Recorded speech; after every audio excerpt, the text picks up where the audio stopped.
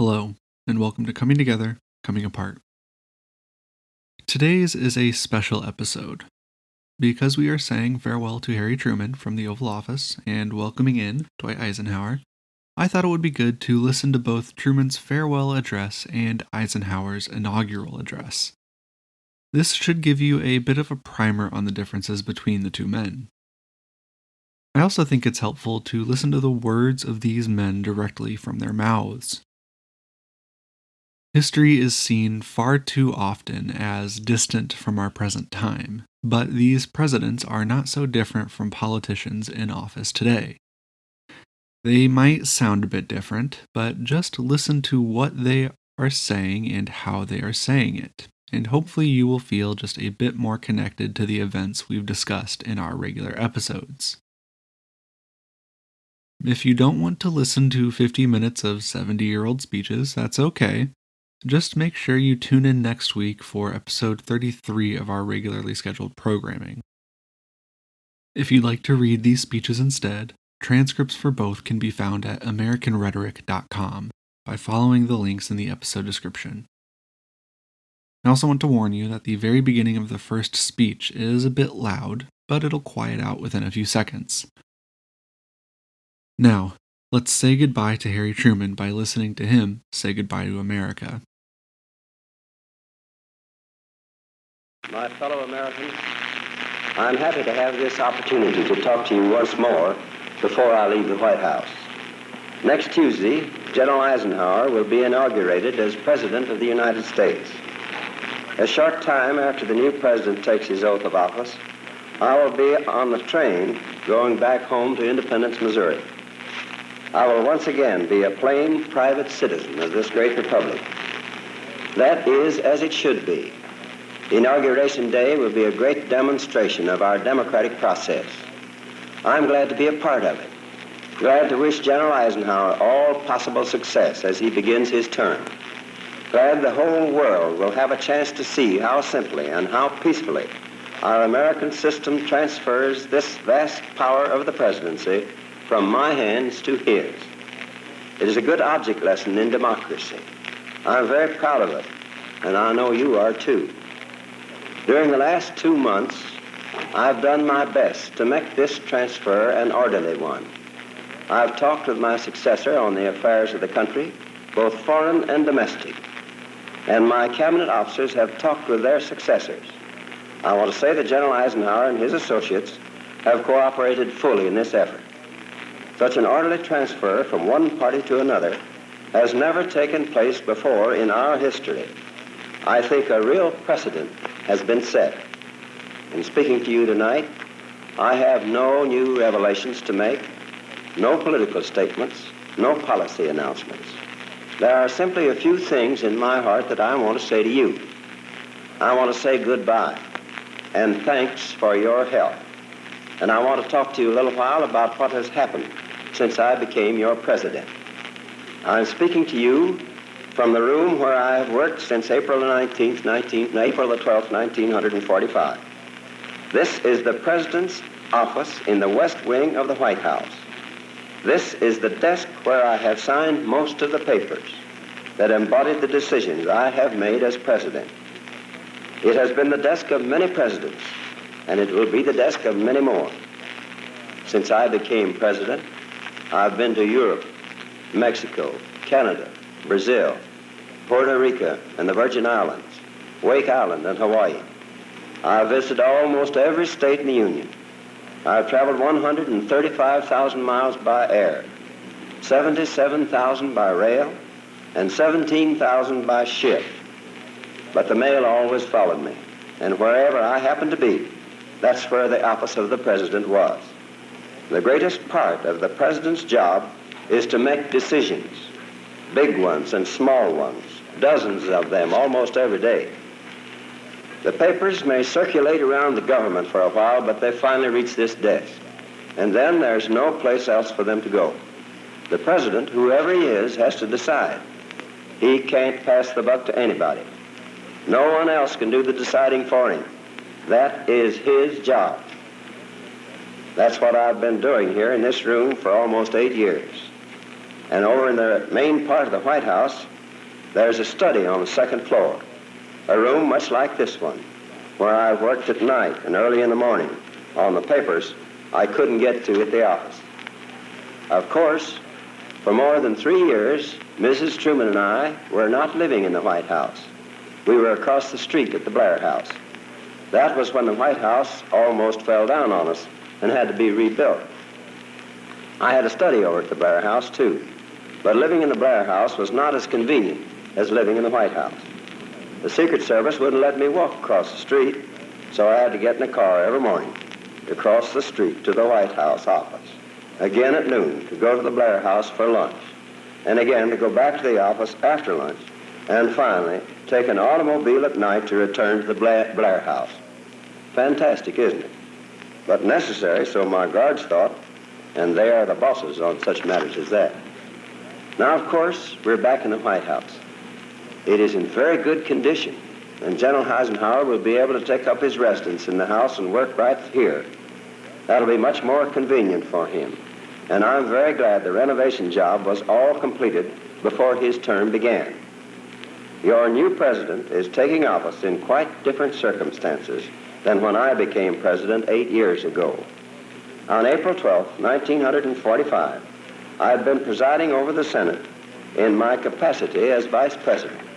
When the Senate recessed about 5 o'clock in the afternoon, I walked over to the office of the Speaker of the House, Mr. Rayburn, to discuss pending legislation. As soon as I arrived, I was told that Mr. Early, one of President Roosevelt's secretaries, wanted me to call. I reached Mr. Early, and he told me to come to the White House as quickly as possible, to enter by way of the Pennsylvania Avenue entrance and to come to Mrs. Roosevelt's study. When I arrived, Mrs. Roosevelt told me the tragic news, and I felt the shock that all of you felt a little later when the word came over the radio and appeared in the newspapers. President Roosevelt had died. I offered to do anything I could for Mrs. Roosevelt, and then asked the Secretary of State to call the cabinet together. At 7:09 p.m., I was sworn in as president by Chief Justice Stone in the cabinet room. Things were happening fast in those days.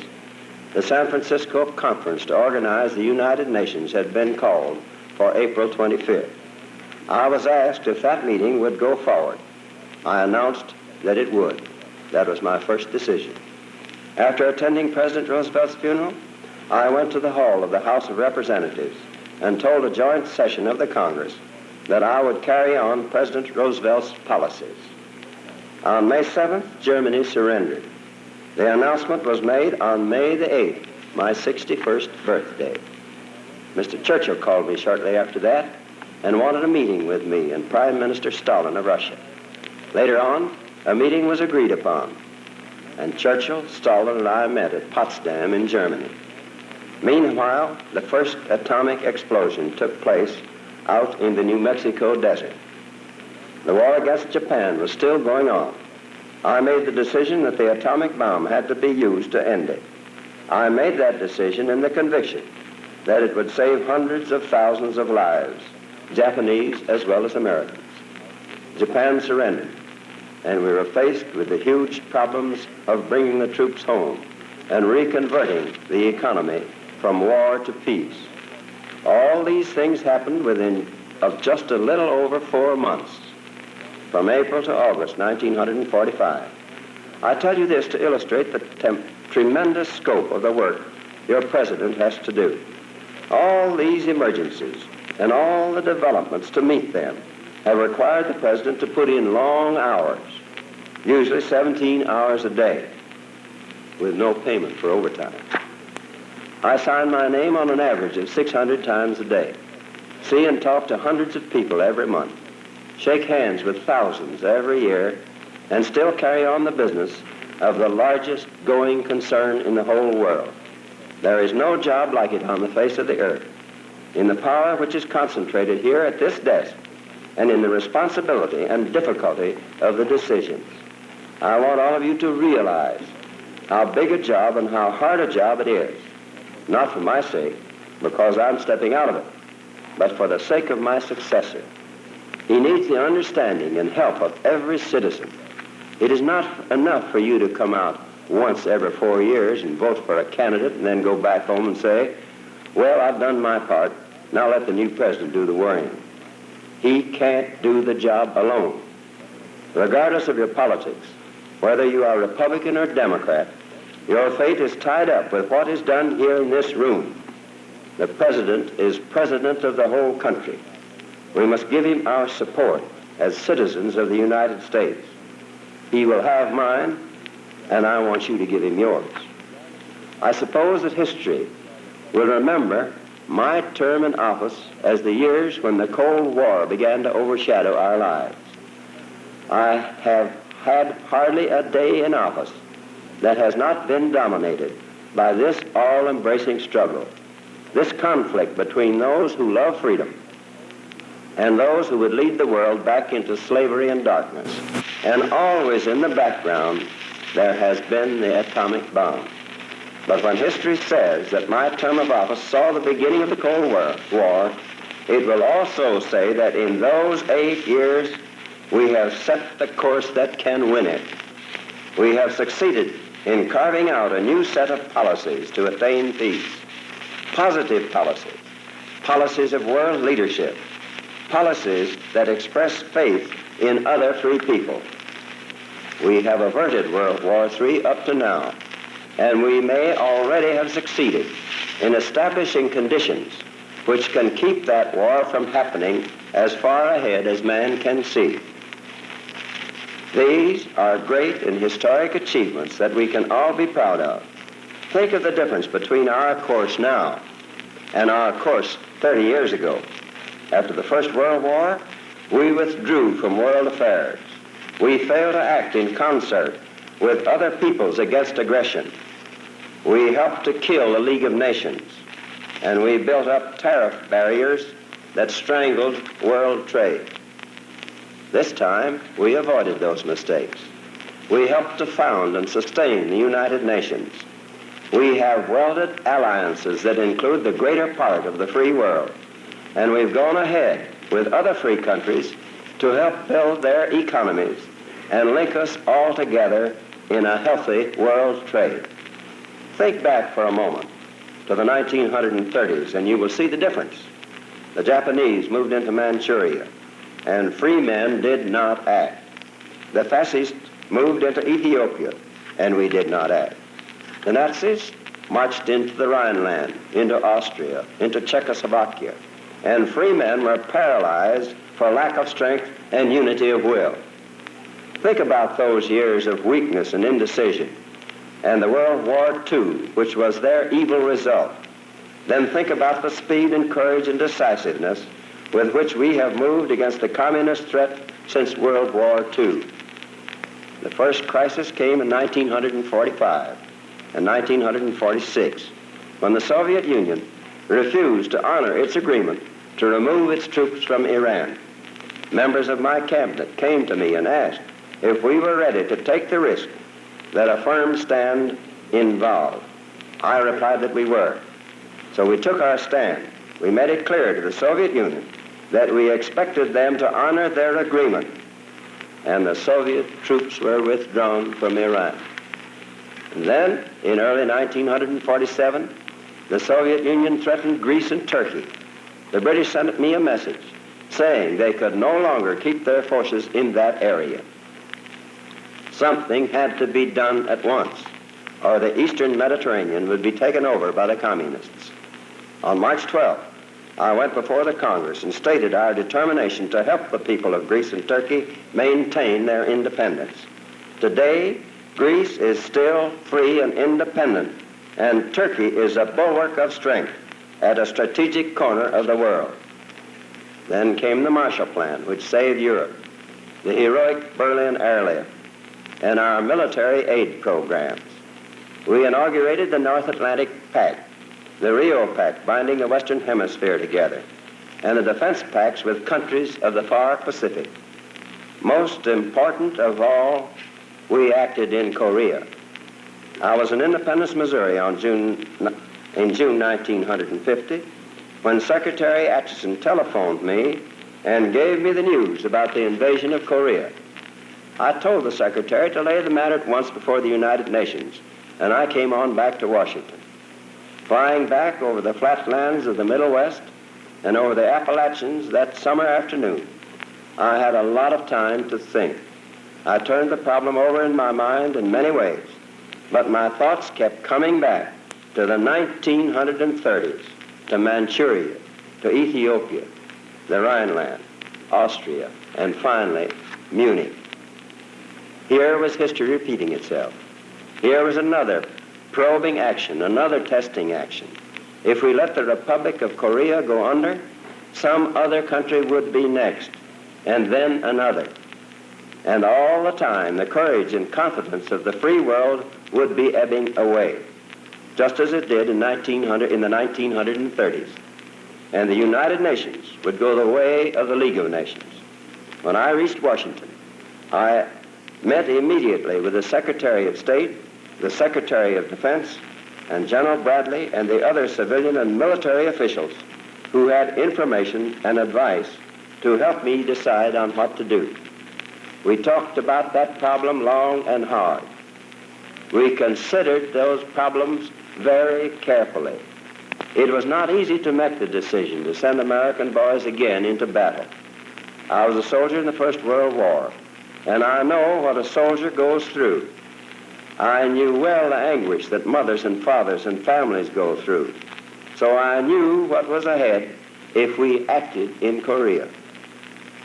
But after all this was said, we realized that the issue was whether there would be fighting in a limited area now or on a much larger scale later on, whether there would be some casualties now or many more casualties later. So a decision was reached. The decision, I believe, was the most important in my time as President of the United States. In the days that followed, the most heartening fact was that the American people clearly agreed with the decision. And in Korea, our men are fighting as valiantly as Americans have ever fought, because they know they are fighting in the same cause of freedom in which Americans have stood ever since the beginning of this republic. Where free men had failed the test before, this time we met the test. We met it firmly. We met it successfully. The aggression has been repelled.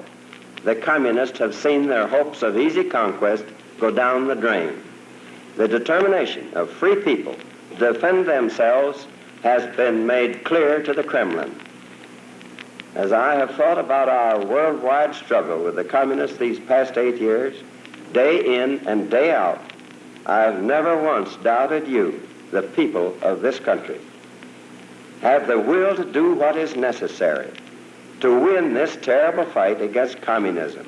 I know the people of this country have that will and determination, and I have always depended upon it. Because I've been sure of that, I've been able to make necessary decisions, even though they called for sacrifices by all of us. And I've not been wrong in my judgment of the American people. That same assurance of our people's determination will be General Eisenhower's greatest source of strength in carrying on this struggle. Now, once in a while, I get a letter from some impatient person asking, why don't we get it over with? Why don't we issue an ultimatum? Make all-out war, drop the atomic bomb. For most Americans, the answer is quite simple. We're not made that way. We are a moral people. Peace is our goal, with justice and freedom. We cannot, of our own free will, violate the very principles that we are striving to defend. The whole purpose of what we are doing is to prevent World War III. Starting a war is no way to make peace. But if anyone still thinks that just this once bad means can bring good ends, then let me remind you of this. We are living in the 8th year of the atomic age. We are not the only nation that is learning to unleash the power of the atom. A third world war might dig the grave not only of our communist opponents, but also of our own society. our world as well as theirs. Starting atomic war is totally unthinkable for rational men. Then some of you may ask, when and how will the Cold War end? I think I can answer that simply.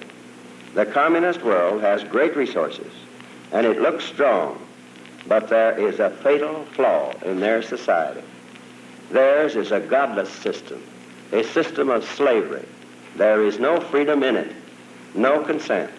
The Iron Curtain, the secret police, the constant purges, all these are symptoms of a great basic weakness.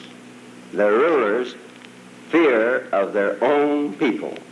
In the long run, the strength of our free society and our ideals will prevail over a system that has respect for neither God nor man. Last week, in my State of the Union message to the Congress, and I hope you'll all take time to read it, I explained how I think we will finally win through. As the free world grows stronger, more united, more attractive to men on both sides of the Iron Curtain, and as the Soviet hopes for easy expansion are blocked, then there will have to come a time of change in the Soviet world.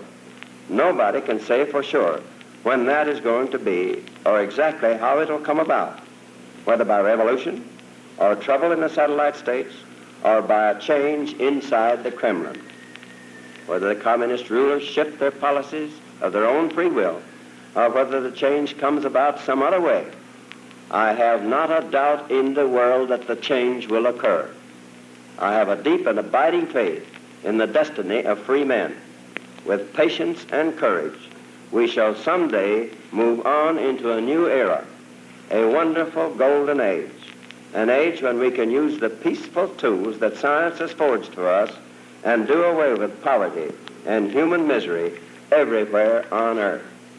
Think what can be done once our capital, our skills, our science, most of all atomic energy, can be released from the tasks of defense and turned wholly to peaceful purposes all around the world. There is no end to what can be done. I can't help but dream out loud just a little here. The Tigris in the Euphrates Valley can be made to bloom as it did in the time of Babylon and Nineveh. Israel can be made a country of milk and honey as it was in the time of Joshua. There's a plateau in Ethiopia, some 6,000 to 8,000 feet high, that has 65,000 square miles of land, just exactly like the corn belt of northern Illinois. Enough food can be raised there to feed 100 million people, Ethiopia. Places where food could be raised for millions of people. These things can be done, and they are self-liquidating projects. If we can get peace and safety in the world under the United Nations, the developments will come so fast we will not recognize the world in which we now live. This is our dream of the future, our picture of the world we hope to have when the communist threat is overcome. I've talked a lot tonight about the menace of communism and our fight against it, because that is the overriding issue of our time. But there are some other things we've done that history will record. One of them is that we in America have learned how to attain real prosperity for our people. We have 62.5 million people at work. Businessmen, farmers, laborers, white-collar people, all have better incomes and more of the good things of life than ever before in the history of the world.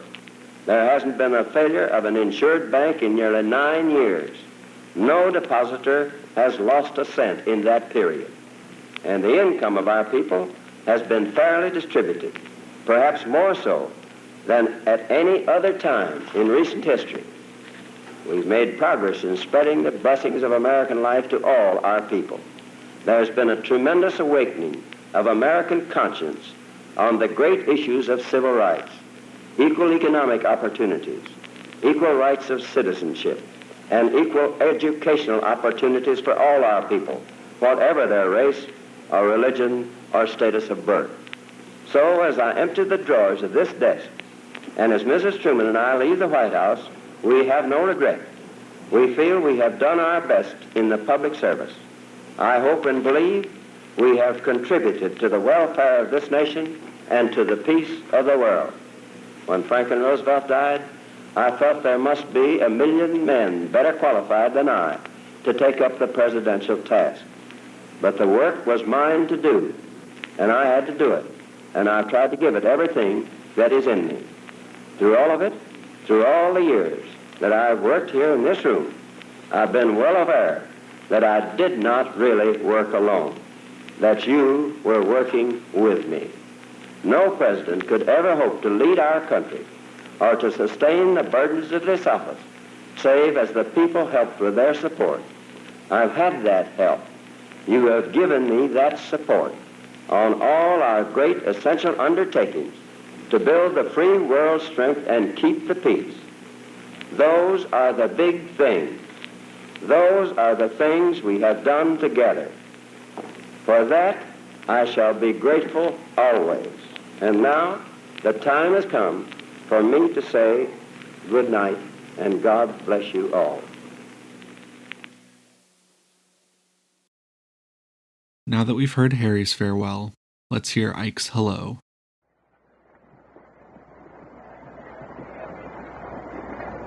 My friends, before I begin the expression of those thoughts that I deem appropriate to this moment, would you permit me the privilege of uttering a little private prayer of my own?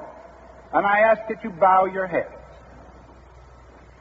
Almighty God, as we stand here at this moment, my future associates in the executive branch of government join me in beseeching that thou wilt make full and complete our dedication to the service of the people in this throng and their fellow citizens everywhere.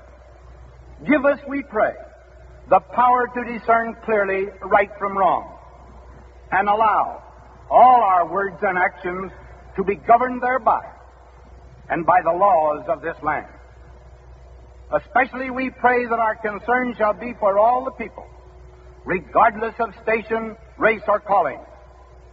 May cooperation be permitted and be the mutual aim of those who, under the concepts of our Constitution, hold to differing political faiths, so that all may work for the good of our beloved country and thy glory. Amen.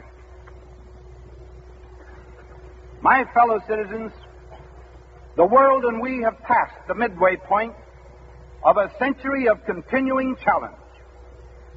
We sense with all our faculties that forces of good and evil are masked and armed and opposed as rarely before in history. This fact defines the meaning of this day.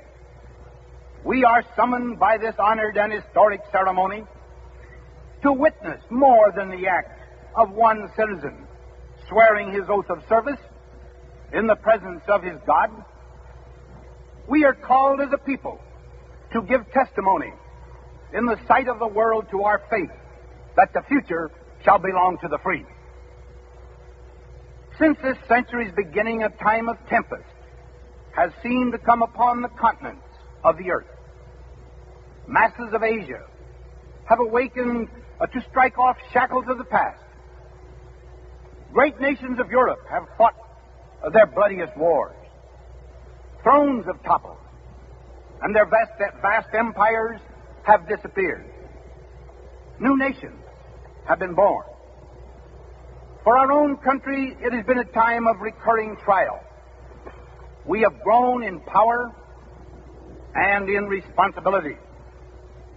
We have passed through the anxieties of depression and of war to a summit unmatched in man's history. Seeking to secure peace in the world, we have had to fight our way through the forests of the Argonne, to the shores of Iwo Jima, and to the cold mountains of Korea. In the swift rush of great events, we find ourselves groping to know the full sense and meaning of these times in which we live. In our quest of understanding, we beseech God's guidance. We summon all our knowledge of the past, and we scan all signs of the future. We bring all our wit and all our will to meet the question, how far have we come in man's long pilgrimage from darkness toward the light? Are we nearing the light, a day of freedom and of peace for all mankind? Or are the shadows of another night closing in upon us? Great as are the preoccupations absorbing us at home, concerned as we are with matters that deeply affect our livelihood today and our vision of the future, each of these domestic problems is dwarfed by, and often even created by, this question that involves all humankind. This trial comes at a moment when man's power to achieve good or to inflict evil surpasses the brightest hopes and the sharpest fears of all ages. We can turn rivers in their courses, level mountains to the plains. Ocean and land and sky are avenues for our colossal commerce. Disease diminishes and life lengthens. Yet the promise of this life is imperiled by the very genius that has made it possible. Nations amass wealth, labor sweats to create, and turns out devices to level not only mountains, but also cities. Science seems ready to confer upon us, as its final gift, the power to erase human life from this planet. At such a time in history, we who are free must proclaim anew our faith. This faith is the abiding creed of our fathers. It is our faith in the deathless dignity of man, governed by eternal moral and natural laws. This faith defines our full view of life. It establishes beyond debate those gifts of the Creator that are man's inalienable rights and that make all men equal in His sight. In the light of this equality, we know that the virtues most cherished by free people, love of truth, pride of work, devotion to country, all are treasures equally precious in the lives of the most humble and of the most exalted. The men who mine coal and fire furnaces and balance ledgers and turn lathes and pick cotton and heal the sick and plant corn all serve as proudly and as profitably for America as the statesmen who draft treaties and the legislators who enact laws. This faith rules our whole way of life. It decrees that we, the people, elect leaders not to rule, but to serve. It asserts that we have the right to choice of our own work and to the reward of our own toil. It inspires the initiative that makes our productivity the wonder of the world. And it warns that any man who seeks to deny equality among all his brothers betrays the spirit of the free and invites the mockery of the tyrant. It is because we, all of us, hold to these principles that the political changes accomplished this day do not imply turbulence, upheaval, or disorder. Rather, this exchange expresses a purpose of strengthening our dedication and devotion to the precepts of our founding document, a conscious renewal of faith in our country and in the watchfulness of a divine providence. The enemies of this faith know no God but force, no devotion but its use. They tutor men in prison. They feed upon the hunger of others. Whatever defies them, they torture, especially the truth. Here, then, is joined no argument between slightly different philosophies. This conflict strikes directly at the faith of our fathers and at the lives of our sons. No principle or treasure that we hold, from the spiritual knowledge of our free schools and churches to the creative magic of free labor and capital, nothing lies safely beyond the reach of this struggle. freedom is pitted against slavery, lightness against the dark. The faith we hold belongs not to us alone, but to the free of all the world. This common bond binds the grower of rice in Burma and the planter of wheat in Iowa, the shepherd in southern Italy and the mountaineer in the Andes. It confers a common dignity upon the French soldier who dies in Indochina, the British soldier killed in Malaya, the American life given in Korea.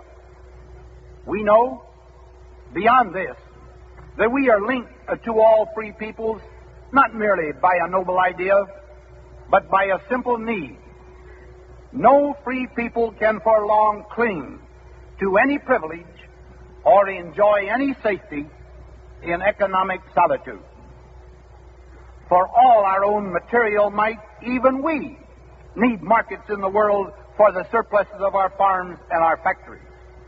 Equally, we need for these same farms and factories vital materials and products of distant lands. This basic law of interdependence, so manifest in the commerce of peace, applies with thousandfold intensity in the event of war. So are we persuaded by necessity and by belief that the strength of all free peoples lies in unity, their danger in discord. To produce this unity, to meet the challenge of our time, destiny has laid upon our country the responsibility of the free world's leadership.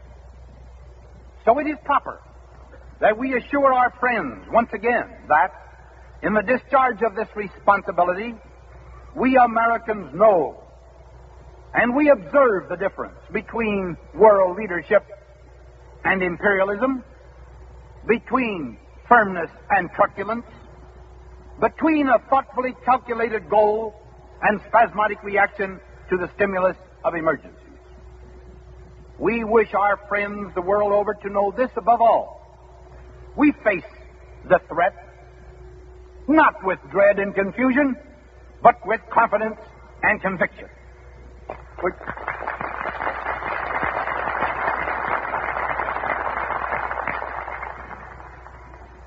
We feel this moral strength because we know that we are not helpless prisoners of history. We are free men. We shall remain free, never to be proven guilty of the one capital offense against freedom, a lack of staunch faith. In pleading our just cause before the bar of history and in pressing our labor for world peace, we shall be guided by certain fixed principles. These principles are: number one, abhorring war as a chosen way to balk the purposes of those who threaten us, we hold it to be the first task of statesmanship to develop the strength that will deter the forces of aggression and promote the conditions of peace. 4, as it must be the supreme purpose of all free men, so it must be the dedication of their leaders to save humanity from preying upon itself. In the light of this principle, we stand ready to engage with any and all others in joint effort to remove the causes of mutual fear and distrust among nations, so as to make possible drastic reduction of armaments.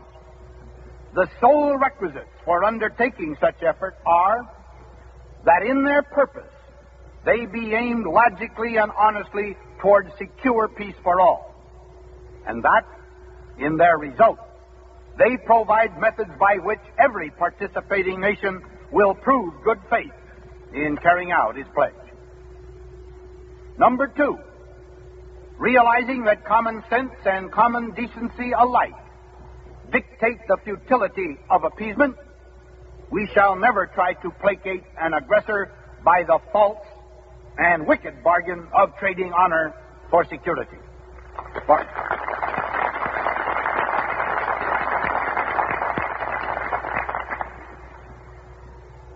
Americans, indeed all free men, remember that in the final choice a soldier's pact is not so heavy a burden as a prisoner's chains. Number 3, knowing that only a United States that is strong and immensely productive can help defend freedom in our world, we view our nation's strength and security as a trust upon which rests the hope of free men everywhere. It is the firm duty of each of our free citizens and of every free citizen everywhere to place the cause of his country before the comfort, the convenience of himself. And number 4, honoring the identity and the special heritage of each nation in the world, we shall never use our strength to try to impress upon another people our own cherished political and economic institutions.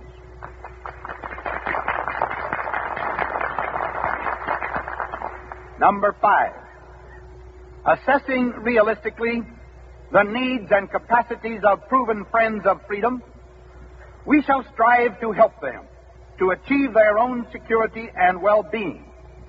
Likewise, we shall count upon them to assume, within the limits of their resources, their full and just burdens in the common defense of freedom.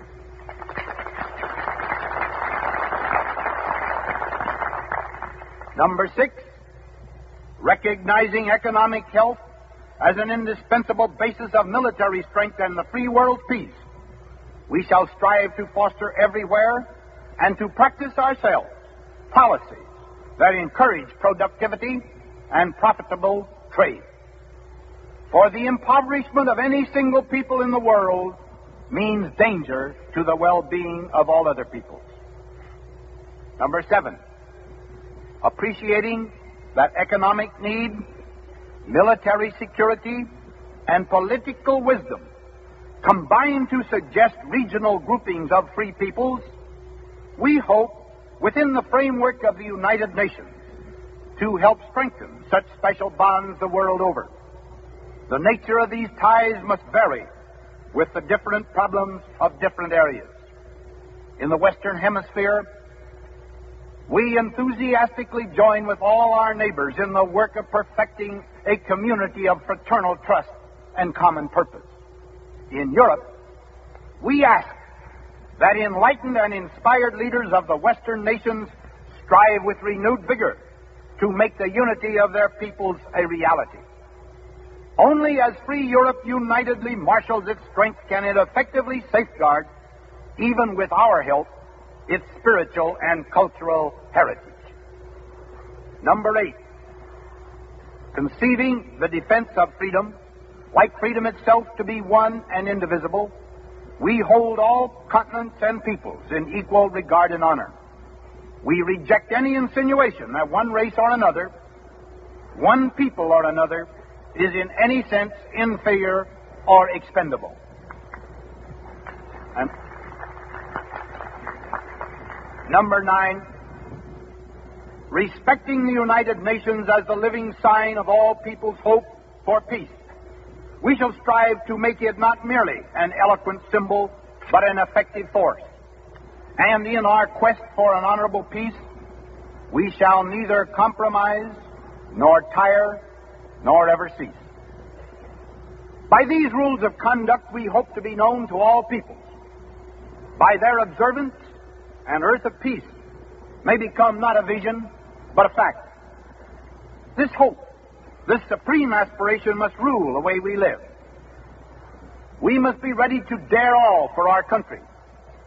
For history does not long entrust the care of freedom to the weak or the timid. We must acquire proficiency in defense and display stamina in purpose. We must be willing, individually and as a nation, to accept whatever sacrifices may be required of us. A people that values its privileges above its principles soon loses both. These basic precepts are not lofty abstractions, far removed from matters of daily living. They are laws of spiritual strength that generate and define our material strength. Patriotism means equipped forces and a prepared citizen. Moral stamina means more energy and more productivity on the farm, and in the factory. Love of liberty means the guarding of every resource that makes freedom possible, from the sanctity of our families and the wealth of our soil to the genius of our science. And so, each citizen plays an indispensable role. The productivity of our heads, our hands, and our hearts is the source of all the strength we can command for both the enrichment of our lives and the winning of the peace. No person, no home, no community can be beyond the reach of this call.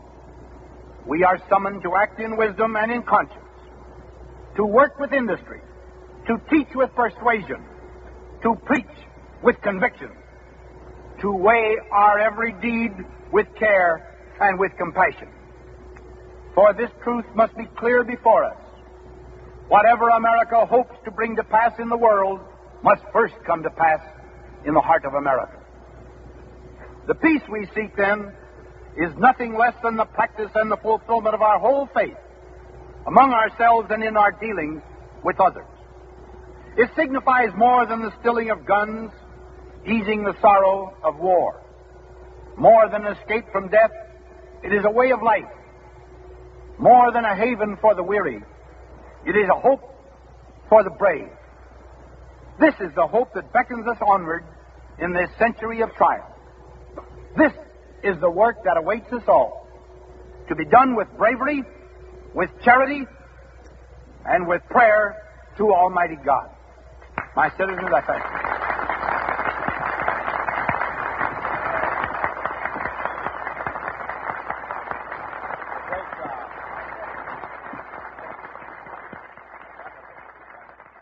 Thank you for listening, and I hope you have an enjoyable weekend. I am Trevor Owens. That was Harry Truman and Dwight Eisenhower, and this is Coming Together, Coming Apart.